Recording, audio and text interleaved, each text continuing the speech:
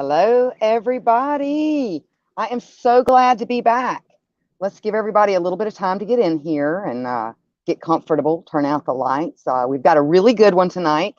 This is especially for our dark history fans, the ones that really like history that's a little bit more in depth. You know, I love to go off on tangents and rabbit holes, and I wanted to cover some things. I haven't done very much on the sea yet.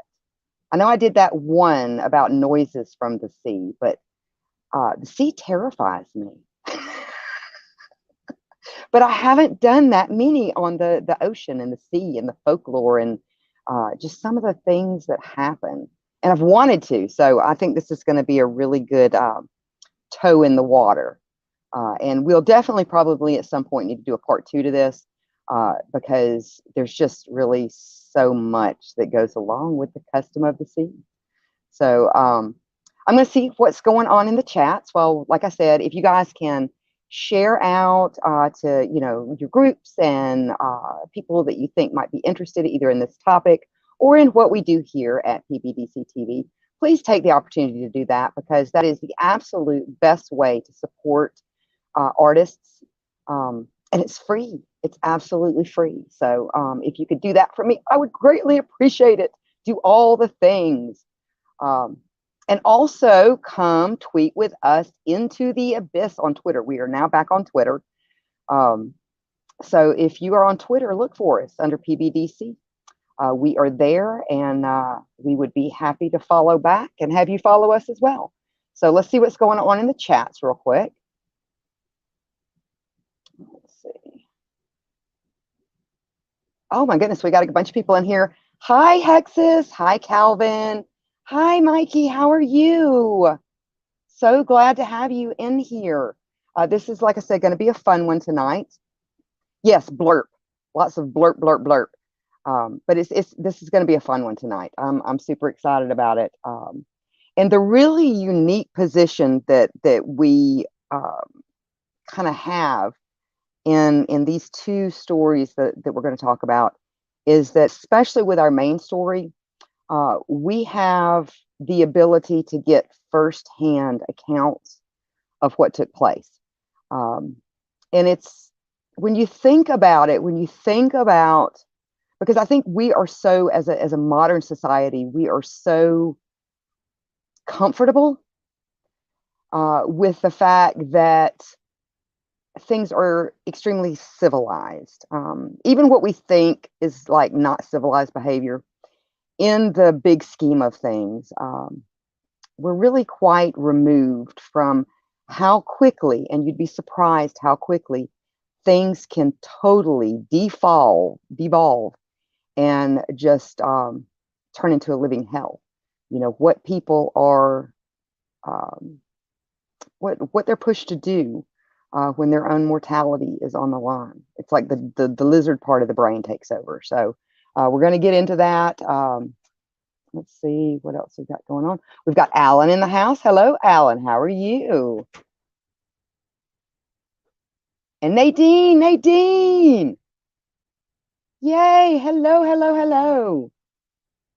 Hi, Raven. How are you? So glad everybody's here. Okay, so we'll go ahead and we'll get involved. We'll get started on this. Let's go ahead, if we can, Oz, man behind the curtain, if we have it available, go ahead and do our legal mumbo jumbo for some of the references and information that we have here. So under the fair use clause, another author may make limited use of the original author's work without asking permission, pursuant to Section 17 U.S. Code 107. Certain uses of copyright material for purposes such as criticism, comment, news reporting, teaching, including multiple copies for classrooms, scholarships, and or research is not an infringement of copyright. So there. We've got that out of the way. All right, so some of the information that I got was, of course, just tidbits of information through my studies, but I also was able to get some information on certain recs in particular from ranker.com, as well as some of the firsthand accounts I'm going to do my best to pronounce this, Haaretz.com. It's www.haaretz.com. So let's go ahead and get started. We are going to be talking about the custom of the sea, and we'll get into what the custom of the sea is, but I think if you don't already have an idea, you soon will. So stranded on the ice for the last 8 months, the sailors had been on their expedition for 3 years, with orders to set up a chain of weather stations in the Arctic Circle. Their target was a small Canadian inlet known as Lady Franklin Bay, which was just off the coast of Greenland. Really, really cold up there. However, when the rescue team was finally able to reach them on June 22nd of 1884, only 7 of the 25 men were alive. Most of the 18 members of the ill-fated expedition having either perished from starvation, disease, or simply had frozen to death, with one dying from gunshots as punishment for repeatedly stealing food. Now, Secretary of the Navy William E. Chandler was credited with planning the ensuing rescue effort, with the rescue expedition being led by Captain Winfred Scott Shiley on the USRC Bear, which was formerly a whaling ship from Greenock, Scotland. Now, of the 7 survivors, 5 were so weak that they had to be carried onto the ship, with one later dying as he had lost both his hands and feet to frostbite. Now, Captain Shaley, in his report, wrote, 48 hours delay in reaching them would have been fatal to all now living. Season north is late and closest for years. Cane Sea is not open when I left Cape Sabine.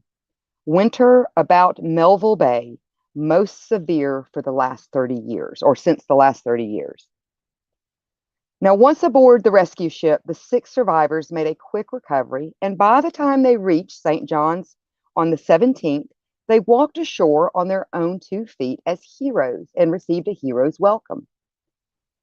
Now, out of the 18 dead, 12 bodies of the dead were recovered, the rest still being buried to this day in the ice foot, whose bodies were not recovered.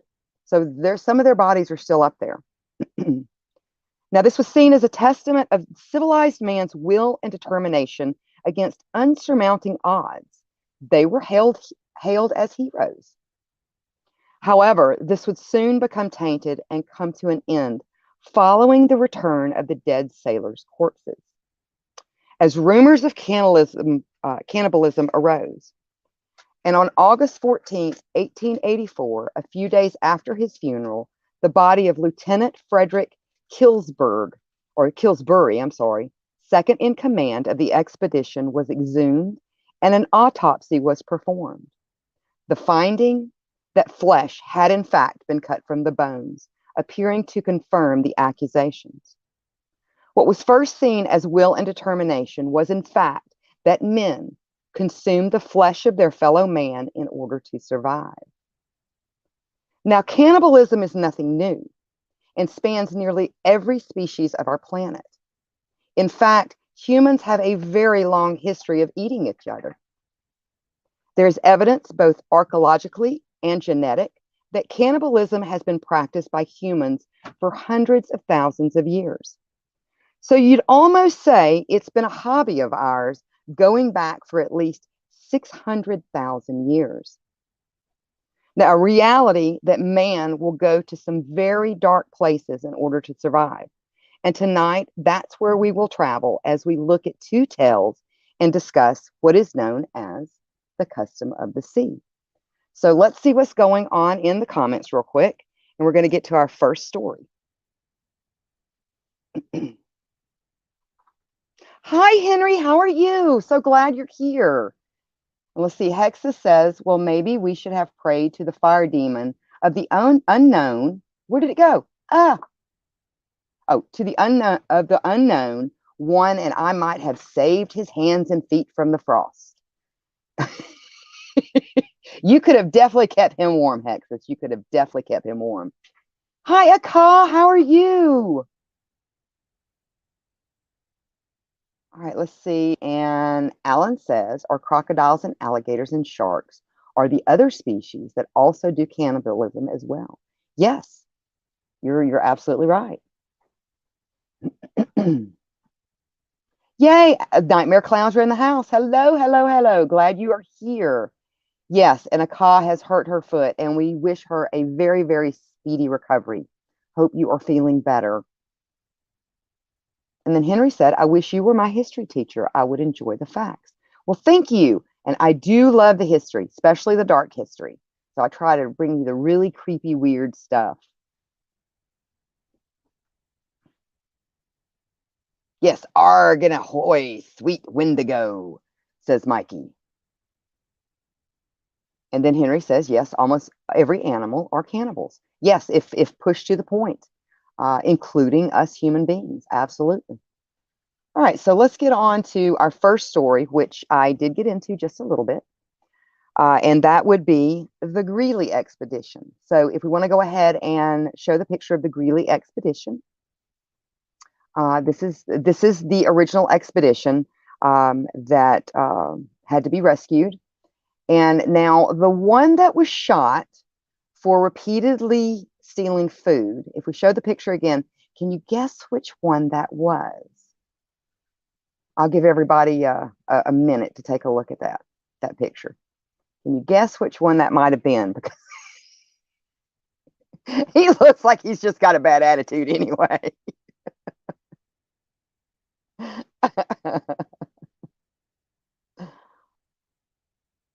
Oh, we have Maud in the house too. All right, so it's the gentleman that was in the beard that just has like the I don't want to be here look. So anyway, so the Greeley expedition, which was from 1881 to 1884, was properly known in those days as the Lady Franklin Bay Expedition. Greeley and his party sailed from St. John's, Newfoundland on July 7th of 1881. There were 5 boats with 40 days of rations before them, and also lay 100 miles of water and icy Arctic lands that they had to cross. Now they arrived at Fort Conger in Lady Bay, or Lady Franklin Bay, on August 26th of 1881, where they remained as planned for the first 2 years. Now during this period, men lived comfortably, however, not entirely happy.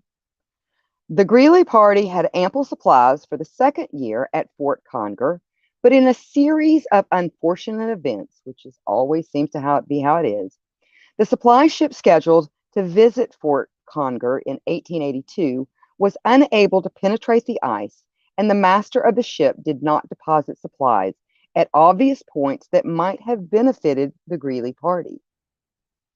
Now, the Proteus, a ship that was picked up, that was to pick up Greeley party and deliver, supplies and things like that, sank on July 23rd of 1883.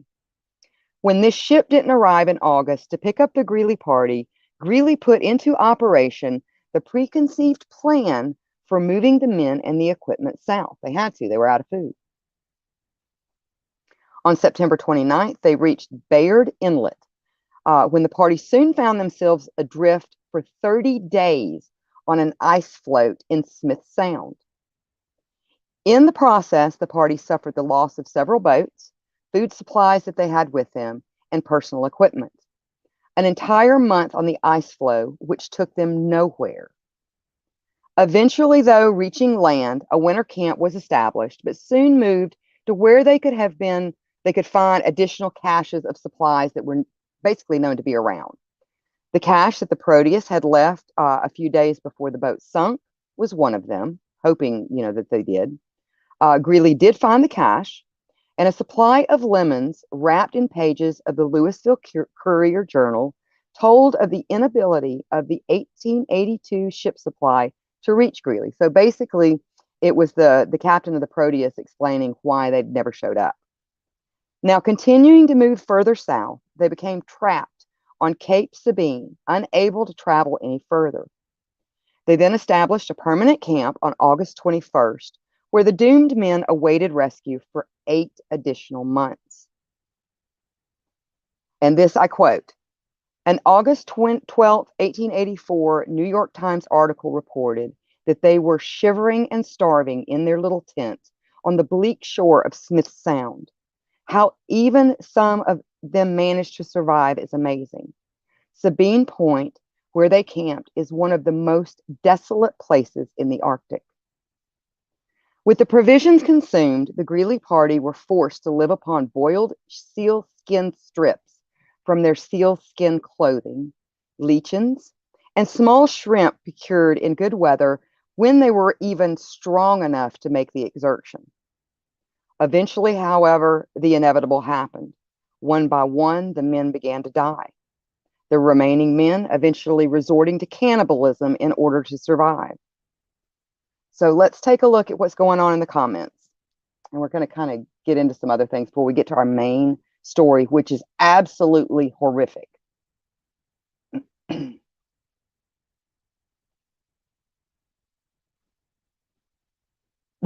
Chris, Mikey says, there be no pirates, they shall walk the plank.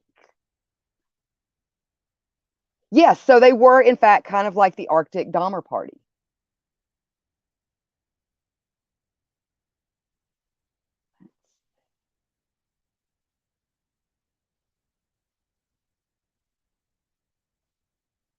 All right. Okay. All right. So, necessity. Think about necessity. Now, the definition is something necessary or indispensable. That would include food, shelter, and other necessities of life. The basic outline is 3 minutes without air, 3 hours without shelter, 3 days without water, and 3 weeks without food. When you hit that third week without food, things have completely devolved, if not sooner. And we're going to see kind of a testament to that. Now, the maxim or doctrine of necessity is a term used to describe the basis in which extra constitutional actions, so in other words, extra unusual actions by administrative authority, which are designed to restore order or attain power on the pretext of stability, are found to be constitutional, even if such an action would normally be deemed to be in complete opposite to established norms or conventions. It also includes the ability of a private person to violate a law without punishment when the violation of that law was necessary to prevent even worse harm. Now, life at sea occasionally ended in tragedy. When vessels foundered and crews found themselves in remote waters far from aid, sailors relied on their considerable skills to try and save themselves. But often circumstances outmatched their skills. If food and water ran short, cannibalism was sometimes ensured survival. And a sympathetic public was likely to forgive such extreme necessities upon return to land. The common expression for these acts of survival, again, is called the custom of the sea. So what exactly is the custom of the sea? The custom of the sea is a custom that is said to be practiced by officers and crews of ships and boats in the open sea, as distinguished from maritime law, which is a distinct and coherent body of law that governs maritime questions and offenses. Among these customs is the practice of cannibalism among shipwrecked survivors by the drawing of lots to see who is going to be killed and eaten, so that the others might survive. Supposedly by common consent, the man drawing the shortest straw was killed, while the man drawing the next shortest straw did the killing. As, like I said, we will see in our next story. All right, we've got a couple of comments, so let's see what's going on there real quick.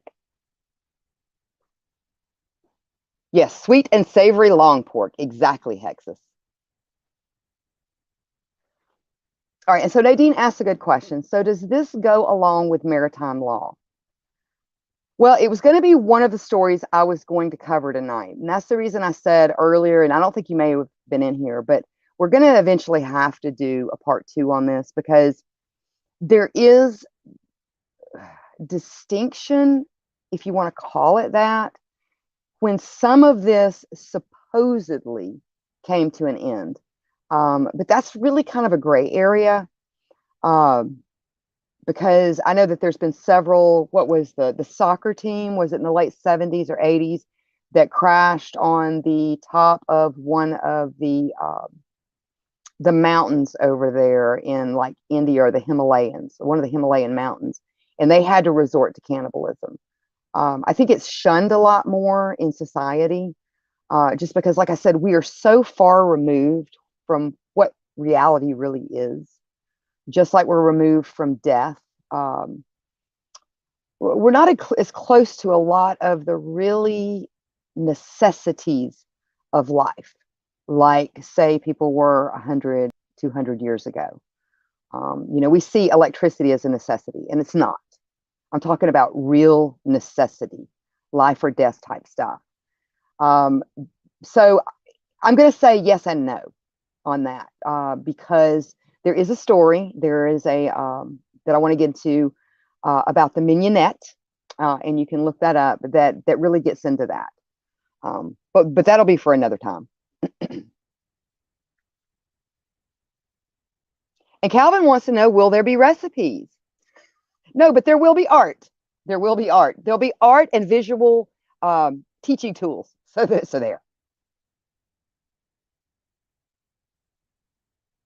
All right. Okay. All right. So, and now the second one is the one where we really get like the unique perspective of, well, I want to say our main story, the neat perspective of being able to get pretty much firsthand accounts. Now, I'll be going back and forth from actual quotations to information, and I'll try to do it in a way to where it's not confusing. But if you have any questions, definitely put them down there in the comments. And when I get to my next kind of break area, I'll try to answer those if you've got any questions. So at the height, and this is a quote, at the height of the most cruel horrors, we swore that if God let us see our dear land once again, we would tell the civilized world about our terrible adventures in great detail. So tonight, what we're going to talk about is the wreck of the French frigate, the Medusa. Another quote, in the annals of the maritime or marine record, no example of a shipwreck is so terrible as that of the Medusa frigate. Two of the unfortunate crew, who have miraculously escaped from the catastrophe, impose upon themselves the painful and dedicated task of describing all circumstances which attended it. Now, the wreck of the Medusa remains one of history's most negligent accidents. After the downfall of Napoleon, Louis the 18th attempted to put royalists in charge of the Navy once more. So basically, there was a lot of political shenanigans going on. A lot of people being put into positions that really had no business being in positions, because they really weren't qualified. It was more of a political thing. So on the 17th of June of 1816, a convoy under the command of, and this is French, so I'm going to do my best. I've been practicing all afternoon. Under the command of de Chaumerays, aboard the Medusa, departed Rochefort to receive the British handover of the port of St. Louis in Senegal, which is in Africa.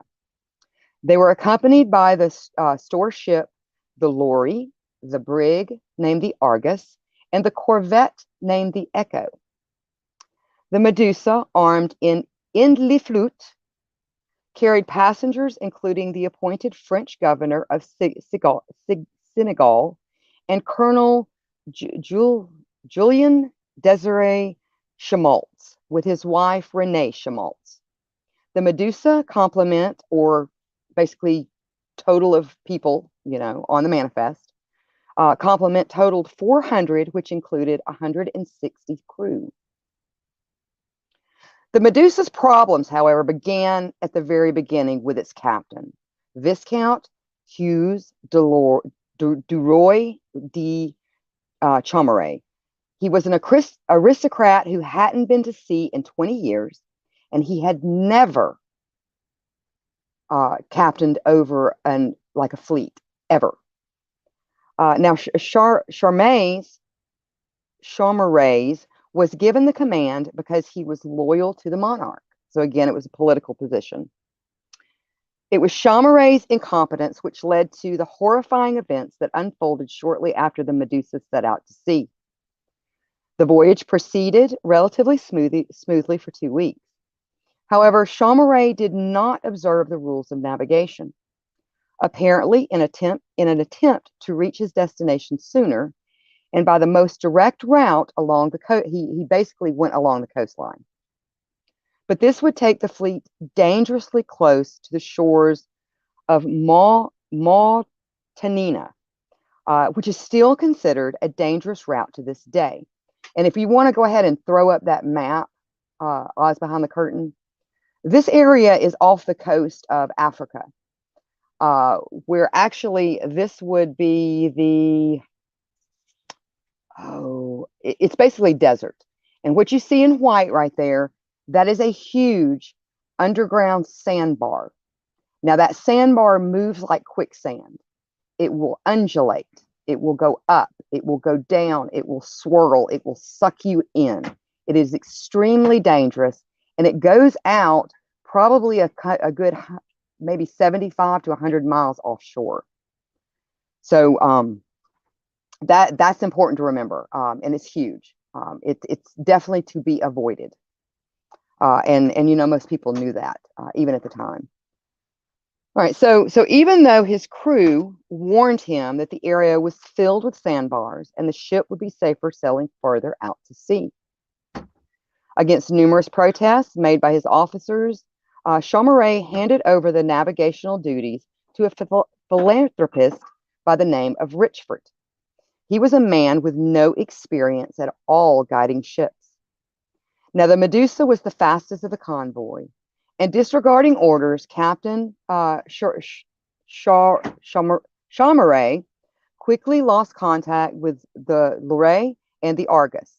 The Echo kept pace and attempted to guide the Medusa, but to no avail. The Echo then prudently moved further out to sea once they realized that, you know, Charmeray was just not going to accept their help. Now, Charmeray and Richford ignored many signs that the water around them was too shallow to be safe. Most egregiously, Richford thought a large bank of clouds on the horizon was actually Camp Blanco, and based on this miscalculation, didn't have an accurate picture of where they were sailing. Now, the inevitable happened on the afternoon of July 2nd, when the boat came to a halt with a wrenching thud. The Medusa had ran aground 30 miles off the coast of Africa. As it is described by Cororand and Savay in the book Narrative of a Voyage to Senegal in 1816, undertaken by order of the French government, compromising an account of the shipwreck of the Medusa, the sufferings of the crew. And I quote, "The ship was stopped with a violent blow, continued sailing for a short time, and was hit a second time, and then a third. It stopped in a place where the depth of the water was only 5 meters or 60 centimeters at high tide. Everyone on deck was in shock. Several people were unidentifiable. Here, an ugly and defeated face was seen. There, a green to yellow face. Others were thought struck by lightning, destroyed to the foundations, along with some who remained in place as though bound with chains, unable to move, petrified, as though this moment was passing them by. After the shock of the first moments, countless people began to shout in despair." Now, even after running aground, the ship could likely have been saved if the captain would have agreed to jettison the ship's heavy cannons, lightening the load, but he refused to do so. The Singalenese governor on board likewise refused to throw over heavy barrels of flour. The crew and passengers tried to extricate the grounded vessel for 2 days, but it was finally decided that they would have to abandon the ship. when a new problem surfaced as the Medusa started to show signs of breaking up. So basically, the sand was starting to just crush the hull. The 6 lifeboats, however, were far from being sufficient for the 400 passengers. There was simply just not enough room on the lifeboats for their 400 people. And an evacuation plan was concocted. And I quote, a council was convened at which the ruler of Senegal announced a plan to build a raft that could carry 200 people and supplies of food and drink. The supplies were supposed to be kept on the raft, and during mealtime, the other boats, the lifeboats, were supposed to come and take their proportion. We received many tempting promises in order to conceal from us the depth of the disaster to which we had been led. They also told us that 120,000 francs that were on the ship would be kept on the raft, and in case one of the lifeboats sank, its passengers could find refuge on the raft. Now, the governor of Senegal devised a plan to build a raft that would comfortably hold 200 passengers as well as these provisions. Under the threat of their ship sinking, the passengers hurriedly began to build a raft, but the result wasn't the sturdy, spacious luxury raft the governor had envisioned. Simple sailors and soldiers and passengers from the lower class were placed on the completed raft, dubbed the machine. And I'm going to show, if we'll go ahead and put up that picture of the raft.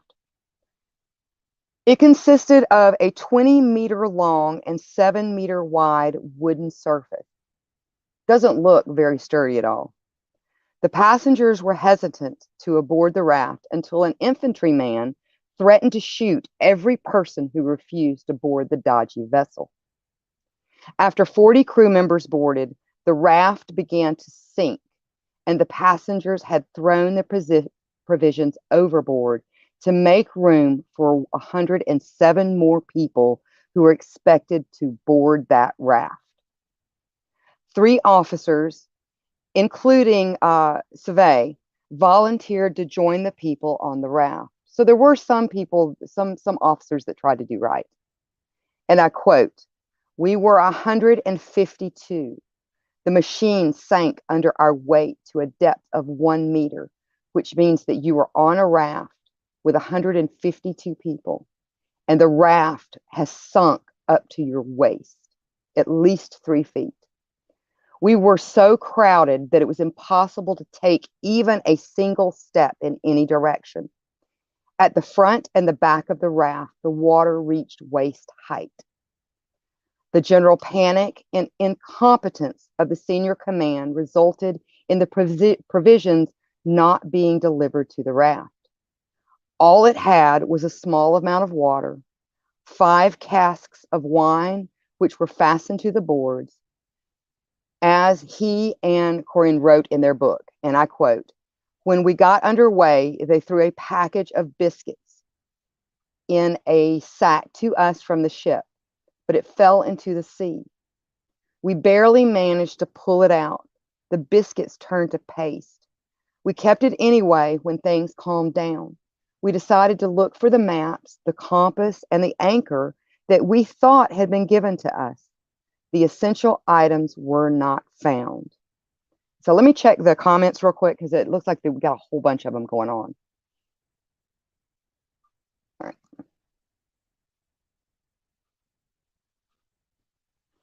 And then Henry says the Medusa is an awesome reptilian, but they are Gorgon and they are snakes. Also, some reason my Hogwarts house is Slytherin. Yeah, Medusa, I think, was probably a very apt name for what happened to these men. 100,000 francs. I can barely handle one. Well, you know, and think about it. I mean, I know that maybe some of these people weren't very educated. To think if you had that much coinage, that would have caused that raft to sink to the bottom of the sea, just due to the weight. And I imagine because they were made out of gold. So, and gold is heavy. Gold is heavy. Yeah, it is an awesome picture, and it kind of it I don't know, it makes you feel despair for these people to know they had to get into on a raft like that. 152 people. Can you imagine?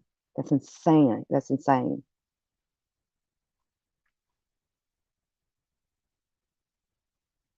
Yeah, his name should have been Captain Shit the Bed. Hi, Liko. How are you?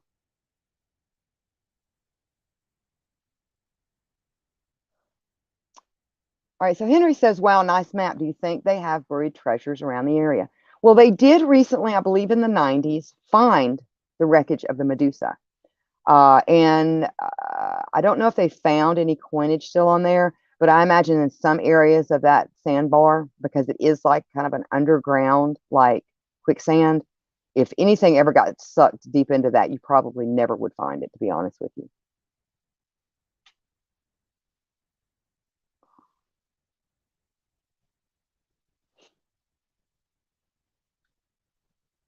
All right, let's see. And then Ka writes, cannibalism is the consumption of another human's body matter, whether consensual or not. In the United States, there are no laws against cannibalism per se, but most, if not all, states have enhanced or have enacted laws that indirectly make it possible to legally obtain and consume the body matter. Murder, for instance, is a likely criminal charge, regardless of any consent. Further, even if someone consents to being eaten and kills himself, the cannibal may still be liable for criminal or civil actions.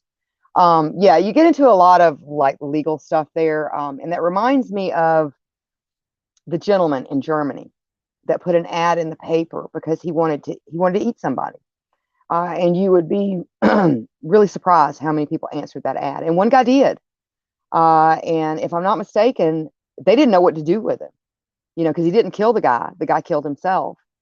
And then the German guy ate him, but there were no real laws on the books against it. So um, I think that, a lot of times they kind of try to stretch some laws, and it kind of goes back to the law of necessity, um, real necessity, not what I think modern society thinks of necessity. All right. So now during the chaos, the governor, comfortably seated in his armchair, was carried onto one of the lifeboats along with the rest of his family and a number of large, heavy chests. So of course he got a lifeboat. Now leaving some of the crew members, or leaving some of the crew members, deciding to stay on the Medusa themselves, whereas the rest chose to board the longboats. The others were forced to join, board the raft. Some did decide to stay on the Medusa. Now the plan was that the lifeboats would tow the raft, but the officers on those boats believed their chances of survival would be stronger if they didn't have to tug the raft and its desperate survivors. And really, honestly, the way that I understand some of the information that I've listened to about this particular area is the waters are very, there's a lot of like, almost like riptides, like a lot of back and forth. It's a very violent area, okay, just because the shifting of the sand and stuff. And so basically what happened is the raft was just causing the boats to just be like spun. They were just spinning. All of them were spinning. So there was no way to navigate or pull the raft in those types of seas. All right. So the plan was that, like I said, the lifeboats would tow them. However, they did wind up cutting the ropes that bound their boats to the raft, leaving their fellow passengers to their doom. You can't navigate a raft, and they didn't have the means to do it anyway. And so 152 people were abandoned at sea. When the people on the raft realized what had happened, they began to cry, Viva le Roi, which is basically long live the king, in an effort to appeal to their fellow Frenchmen's sense of duty. The cries were made in vain. The lifeboat sailed off with both the captain and the governor on board, along with luxury goods and wine.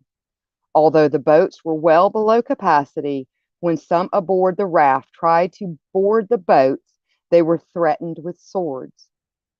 The governor's secretary, who was apparently deemed less important to the governor than his beloved armchair, was also not invited to join the lifeboat with his boss. Relegated to the sinking raft, The secretary threw himself off the raft not once, but twice. Both times his fellow raft members hauled him back into the raft. And now in this situation, we actually have a third account of what happened. And this is from the history of suffering and misfortunes of the Picard family after the shipwreck of the Medusa on the western coast of Africa in the year of 1816. Now, this is by a Madame Dard, who was one of the sufferers. However, she was of a higher status and was in one of the longboats. In the year 1816, an expedition was fitted out by the French to go and resume possession of Senegal, which had been restored to them. And I quote, "They had gone afloat upon planks and hen coops, after having waited in vain for 42 days for the succor which had been promised to them, and that all had perished. The shallop, carrying with difficulty all those she had saved from the Medusa, slowly rejoined the line of boats which towed the raft. M. Espiau earnestly besought the officers of the other boats to take some of them along with them, but they refused, allegedly to the generous officer, or allegating to the generous officer that he ought to keep them in his own boat, as he had gone for them himself. Mr. Espiau, finding it impossible to keep them all without exposing themselves to the utmost peril, steered right for a boat which I will not name. Immediately a sailor sprung from the shallop into the sea and endeavored to reach by swimming, and then he was about to enter it, and she's talking about the gentleman that jumped from the raft, when an officer who possessed great influence pushed him back, and drawing his saber, threatened to cut off his hands if he again made the attempt to get in the boat. The poor wretch regained the shallop, which was very near the pinnace, which is, I know you're going to laugh, but the pinnace was the name of the longboat she was on, which we were in. My father supplicated M. Lapéry, the officer of the boat, to receive him on board, or take the man basically on board, and had his arms already out to catch him, when M. Lapéry instantly let go of the rope which had attached us to the other boats, and tugged off with all his force. At the same instant, every boat imitated our example, and wishing to shun the approaching of the shallop, basically the raft, which sought for assistance, stood off from the raft, abandoning in the midst of the ocean to the fury of the waves the miserable mortals who they had sworn to land on the shores of the desert. Scarcely had these cowards broken their oath when we saw the French flag fly upon the raft. The confidence of those unfortunate persons was so great that when they saw the first boat which had the tow removing from them, they cried out, "The rope is broken, the rope is broken." But when no attention was paid to their observation, they instantly perceived the treachery of the wretches who had left them so basely. Then they cried a Vive le Roi across from the raft, as if the poor fellows were calling to their fathers for assistance, or as they had been persuaded that in that rally word the officers of the boats would return and not abandon their countrymen. The officers repeated the cry, "Vive le Roi," without a doubt, to insult them, but more particularly basically talking about Chaumaret, who, assuming a martial attitude, just simply waved his hat in the air. Alas, what availed these false professionals? Frenchmen, menaced with the greatest peril, were demanding assistance with the cries of "Vive le Roi," yet none were found sufficiently generous nor sufficiently French to go and aid them. After a silence of some minutes, horrible cries were heard. The air sounded with the groans and the lamentations, the imprecations of these wretched beings, and the echoes of the sea frequently repeated, "Alas, how cruel you are to abandon us." The raft, already appearing to be buried under the waves, and its unfortunate passengers immersed, The fatal machine was drifting with the currents, far behind the wreck of the frigate, without cable, anchor, mast, sail, or oars, in a word, without the smallest of enabling them to save themselves. Each wave that struck them made them stumble in heaps upon one another, their feet entangling along the cordage and between the planks, revealed them of the faculty of movement. Maddening by these misfortunes, suspended and adrift upon a merciless ocean, they were soon tortured between the pieces of wood which formed the scaffolding on which they floated. The bones of their feet and their legs were bruised and broken. Every time the fury of the waves agated the raft, their flesh covered with contusions and hideous wounds dissolved, as it were, in the briny waves, while the roaring flood around them was colored with their blood. As the raft, when it was abandoned, was nearly 2 leagues from the frigate, it was impossible these unfortunate persons could return to it. They were soon after too far out to sea. These victims still appeared above their floating tomb, a stretching out of their supplicating hands towards the boats which fled from them, seeming yet to invoke for the last time the names of the wretches who had deceived them. O horrid day, a day of shame and reproach. Alas, that the hearts of those who were so well acquainted with misfortune should have been so inaccessible to pity. After witnessing that most unhuman scene, and seeing they were insensible to the cries and the lamentation of so many unhappy beings, I felt my heart burst with sorrow. It seemed to me that the waves would overwhelm all the wretches, and I could not suppress my tears. So let's see what's going on in the comments, and then I think we're going to run just a little bit over. Oz, if we want to go to a commercial after this, and then we'll get into a countdown of the days and what occurs, because it falls apart very fast. But let's see what's going on in the comments real quick.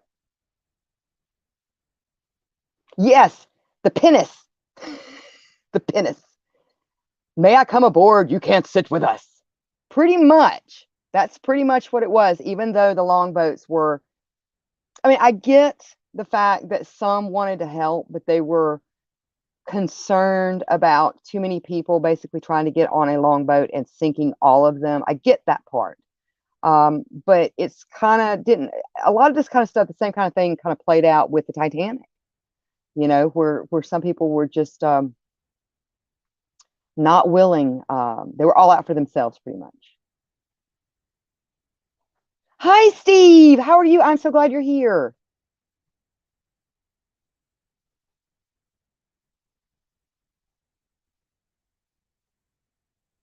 Yes, Medusa did turn people into stone. All right. Okay, so let's go to a short break real quick. I'm going to grab me a cup of Joe, and then we'll be right back, and we're going to go over the days.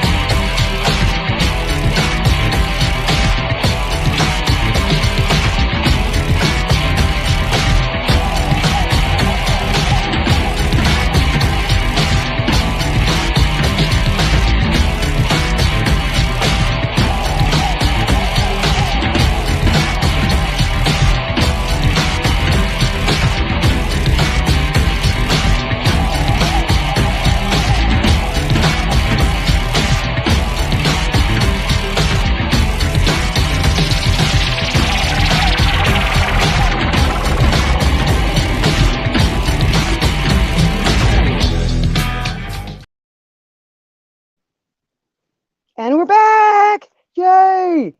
All right, so we're going to talk about how quickly things kind of just went to hell in a handbasket, basically. Um, Now, on the raft, day one. And like I said, a lot of this is going to be from firsthand accounts. As the first night fell, the weather deteriorated. And I quote, "We fought death all night long.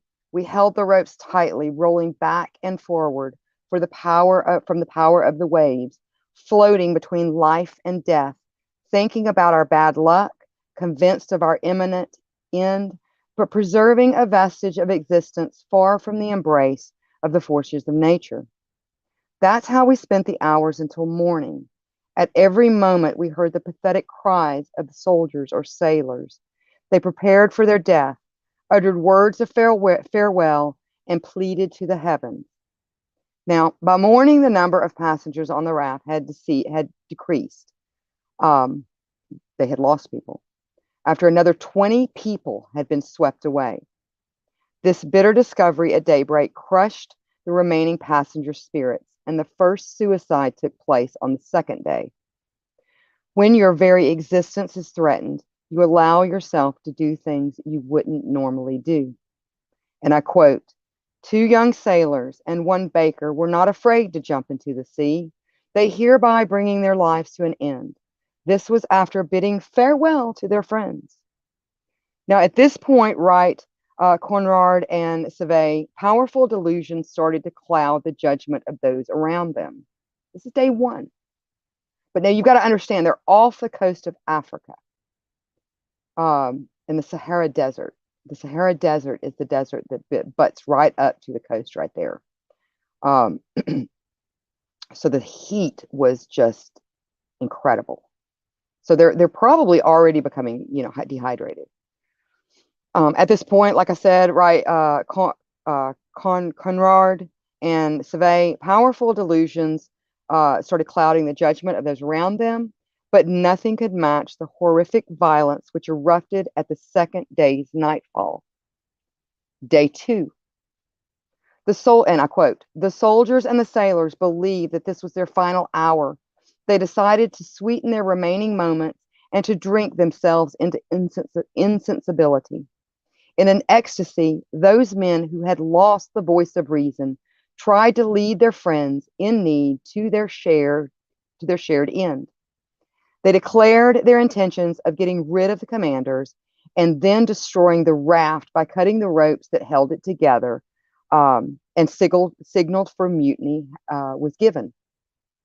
Now, the harsh battle described by Save and Corad placed most of the soldiers on one side, with junior officers and civilians on the other. Throughout the night, knife and sword thrusts were exchanged, many people were thrown overboard. Now I quote, "Several voices called out to remove the sail. The masses stormed the ropes and began to cut them." So at a certain point within the first part, they did erect kind of a makeshift sail to try to help them move. The collapse of the mast almost broke the thigh of an officer who fell unconscious, the soldiers grabbing him and threw him into the sea. We pulled him out of the water and placed him next to a barrel, but he was grabbed once again by the rioters and they tried to gouge out his eyes with a knife. When he saw their cruelty, we attacked them furiously with swords in hand. We crossed the line of the soldiers, many of them paid with their lives. Shortly after midnight, after a relatively quiet hour had passed, the soldiers attacked us again. They ran towards us in despair with knife or sword in hand. They attacked us. We did the same to them. And shortly afterwards, the raft was covered with their bodies. Between sunset on the second day and sunrise on the third, more than 60 people had died. In the course of the fighting, what little water and wine remained on the raft wound up being cast into the sea. Only 2 barrels containing 400 liters or 105 gallons of wine remained. Now, day 3. After the soggy biscuits ran out, many of the passengers resorted to eating the leather of their pouches, belts, and hats. Some even ate linen. Luckily, though, a group of tiny fish, they were flying fish, slightly smaller than herring, got trapped between the side timbers of the raft. The castaways lunged at the fish and managed to store 200 of them in an empty cask. However, the fish was not enough, and the passengers began to eat the flesh of their fallen comrades. As one survivor explains, our hunger was so great and our proportion of fish so small, what we added to we added to it some human flesh, which dressing rendered less disgusting. And I quote, the unfortunates who had been spared by death during the terrible night fell upon the bodies that covered the raft, cut them into pieces, or devoured them as they were. The officers didn't touch them at first. When we saw that this disgusting food renewed the strength of those who ate it, we suggested drying the meat by hanging it on the ropes of the makeshift sail to make it taste somewhat more tolerable. I mean, could you imagine just the scene of dead bodies all over that tiny raft and strips of flesh, jerky, hanging from the ropes of the sail? That would just be, ugh. Those who had the strength to refrain received a large quantity of wine. Some ate fabric, others chewed the leather of their hats that had a little oil in them or contaminated milk. Day 4. The hunger, thirst, injuries sustained during the fighting, and their mental state quickly depleted the number of survivors. The morning sun of the 4th day illuminated our disaster and revealed 10 to 12 of our friends lying lifeless on the raft. The sight shocked us because it reminded us that soon it would be our bodies laying in the same place. We buried the dead at sea and kept one of them so that he could feed those who the night before still held his trembling hand and promised him eternal friendship. Day 5. By the 5th day, there were only 30 people left on the raft, but their condition was rapidly deteriorating. And I quote, the seawater removed the epidermis from the lower parts of our torso. Because remember, they're still in almost 3 feet of salty water entirely. We were covered with one huge wound, which released cries of pain from our throats every time the water touched us. However, some of them thought dying wasn't fast enough. And by the 8th day, there were 27 of us left, and I'm quoting. It looked as though only 15 would survive for a few more days. The others, covered with serious wounds, lost the voice of reason. However, they received a proportion of the wine, and according to our calculations, they could consume, before they died, 30 or 40 bottles of wine, which were precious to us. We discussed the options: to give the sick half a proportion meant to sentence them to death. After a consultation that took place in the harshest atmosphere of despair, we decided instead to throw them into the sea. This method, which seemed even to us to be terrible and disgusting, gave the rest of us at least 6 days with wine proportions. But from the moment the decision was made, who would dare to carry it out? Being in the presence of death and of acknowledgement that we would die if we didn't do what had been decided hardened our hearts, which became insensitive to any feeling other than our own will to survive. 3 sailors and 1 soldier volunteered for the task. We looked aside and wiped away tears of blood at the fate of our friends. Now, once the wounded were thrown off the raft, things did become a bit easier. And by the 13th day, the survivors noticed the mast of a boat far on the horizon, but it quickly disappeared. And I quote, from the ecstasy of happiness, we sank into despair and pain. We lay down on the wooden surface, which had been a witness to the most cruel suffering, and decided just to simply wait for death, We sought consultation in the arms of sleep. A day earlier, the sun had devoured us with its rays, and therefore that day we decided to set up a tent in order to hide from its vitality. For the moment it was built, we lay under it and didn't see what was happening around us. We discussed the suggestions that we would engrave a summation of our experiences and our names on a piece of wood and affix it to the top of the mast, in hope that our government and our families would discover it. Basically, they did not think they were going to survive. After 2 hours of thinking the most dismal thoughts, the commander of the Medusa's artillery corps peered outside the tent and immediately returned with a shout of joy. His hands pointed to the sea. He could barely breathe. All he managed to say is, "We're saved." We came out from under the tent. Even those who had spent the last days lying down because of the wounds in their lower limbs dragged themselves to the back of the raft in order to rejoice at the sight of the ship. We embraced one another and rejoiced in a manner bordering on insanity. Tears of happiness rolled down our dried cheeks. Now, just to let you know what was going on, by chance, the Argus, which was one of the ships that was sent out with the Medusa on the voyage to Senegal, found the raft and its 15 surviving castaways. One of the survivors described their appearance as, "Let the reader imagine 15 unfortunate men, almost naked, their bodies and faces disfigured by the scorching beams of the sun. 10 of the 15 were hardly able to move. Our limbs were excoordinated. Our suffering were deeply imprinted on our features, our eyes hollow and almost wild, and our long beards rendered our appearance still more frightful. We were but shadows of ourselves." Now, once on board the Vargas, the survivors were given broth and wine and were taken to St. Louis to recover. 5 of the survivors, however, died of serious injuries over the next few days. Finally, only 10 of the 152 men who had boarded the raft had survived. Furthermore, of the 17 of those left behind on the Medusa, only 3 were found alive, the others apparently choosing to end their lives by jumping overboard.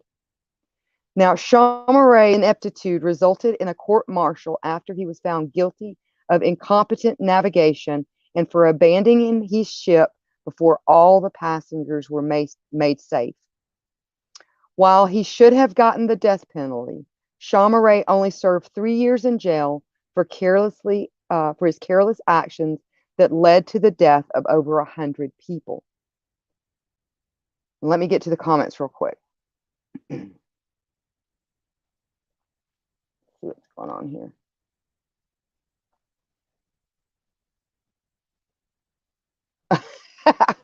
And Liz says, "Anyone have an orange? I feel scurvy coming along."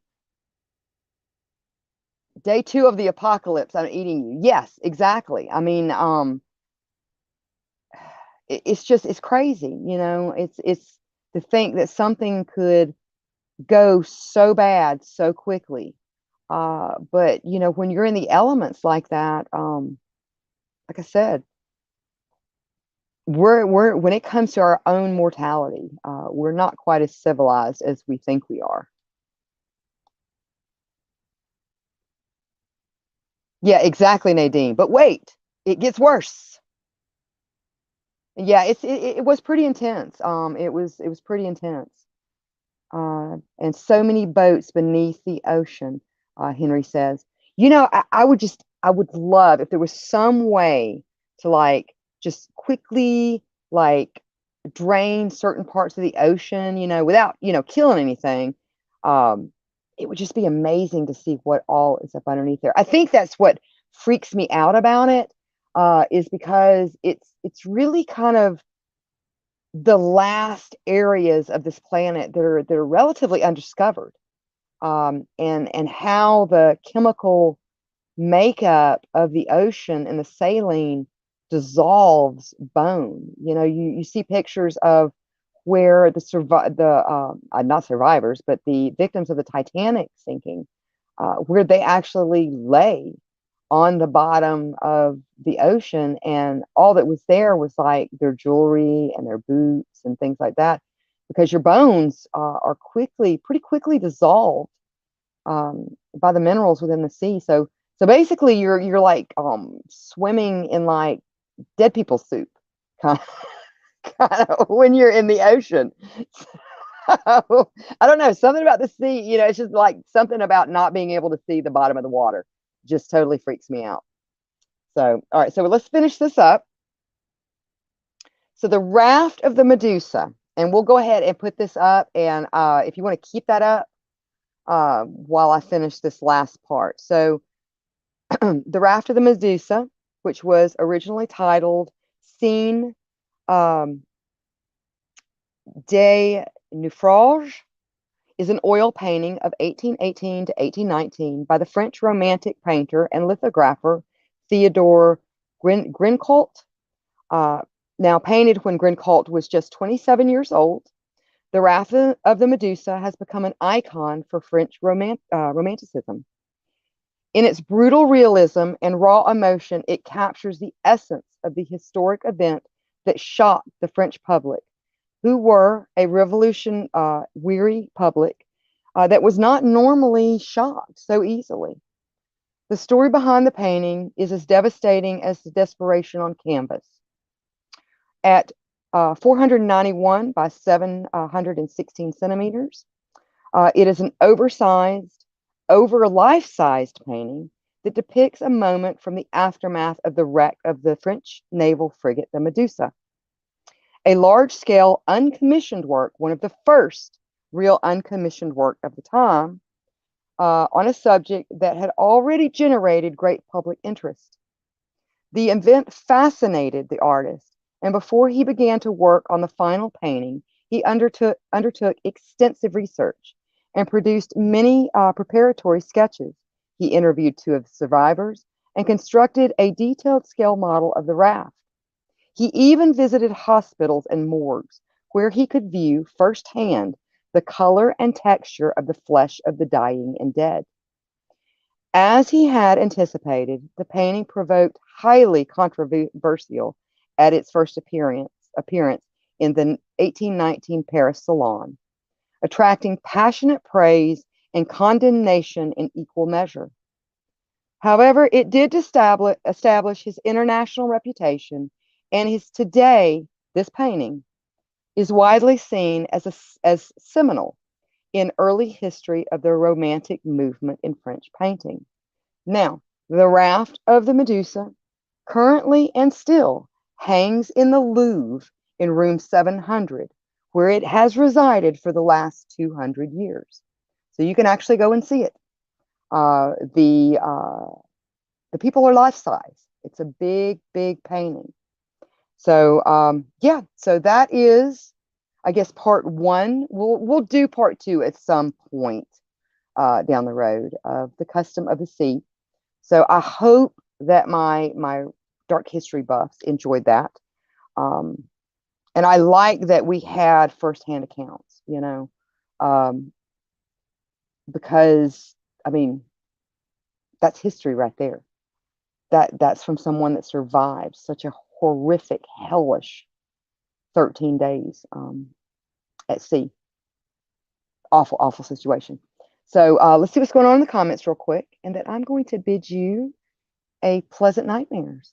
Exactly. Geez. Nadine says, geez, yeah. And then Akash says, it's crazy to see the shoes still were there on the Titanic. Yeah, the pictures are just, they're haunting. Things like this are just haunting. They really are. Yes, Hexus, he says, cool and refreshing dead people soup. Thank you very much. And Calvin says, great show. Thank you. Thank you. Nadine said, I really like this one. It was intense. It really was.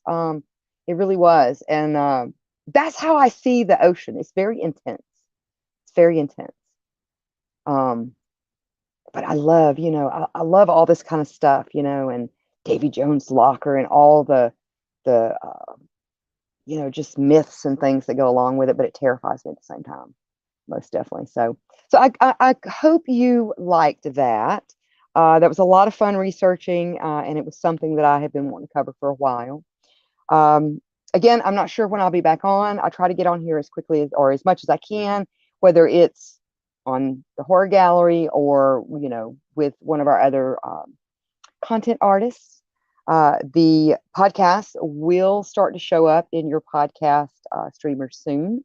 So we're excited about that. We're kind of working out all the little tweaks and all that kind of stuff. I'm just super excited about it. So definitely once you start seeing it pop up on your, Apple and um, all those podcast services, definitely subscribe to us. We would be greatly appreciated. And it will be different content than what you're going to find here. So it's going to be a lot of fun. Don't forget to become part of the conversation over on our Discord. That we can just send a lot of stuff there. It's just kind of like a clearinghouse, so it's pretty cool. And they're really good with their notifications, whereas Facebook pretty much sucks, and YouTube isn't always 100%, but they're better.